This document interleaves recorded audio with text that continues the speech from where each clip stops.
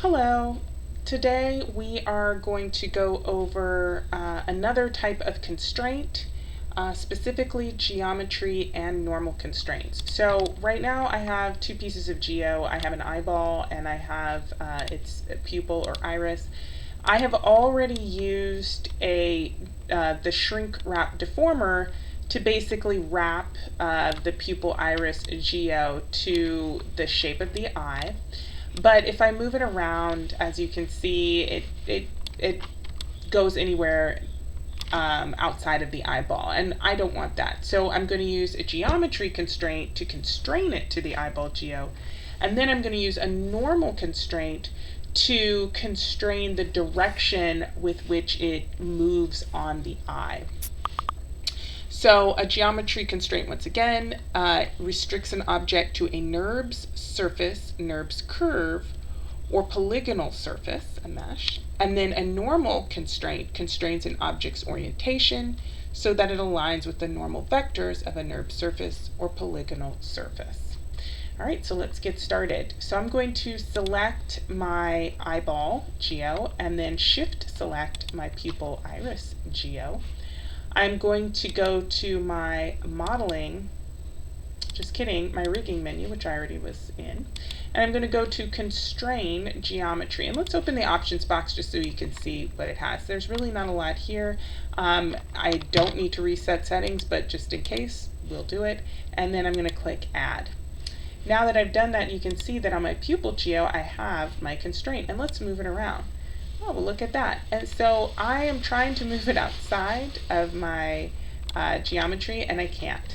Now you notice the other thing is everything goes back to 0 here, and that's because I made sure to freeze transformations before applying any constraints to my object, so I can always go back to my default pose. All right, so we can move this around on the eye, but as you can see, it goes all over the place, and that's not what we want. We want it to stay in the same directionality on the eyeball. So what we're going to do is, once again, we're going to select our eyeball geo, and then we're going to shift select our pupil iris geo, and we're going to go to constrain normal options box, and I'm going to reset the settings. And the reason why I want to reset the settings is I want to show you how I change this. So we want the aim of the normals to always be going in the direction of the eye, and we can see that it's in the Z. So the aim vector right now is default X, so I'm going to make it 0, Y will be 0, and Z will be 1. And that should work. So I'm going to hit apply. If I hit apply, this will keep the window open in case we need to redo anything. And I hit apply, and you saw there's a little bit of movement.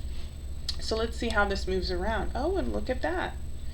So now this is moving around on my eyeball properly. It's always staying forward in the Z, okay? No matter where we move it on the eye geo.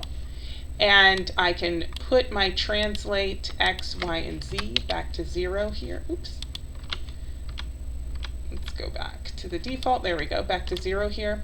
And you'll see that the normal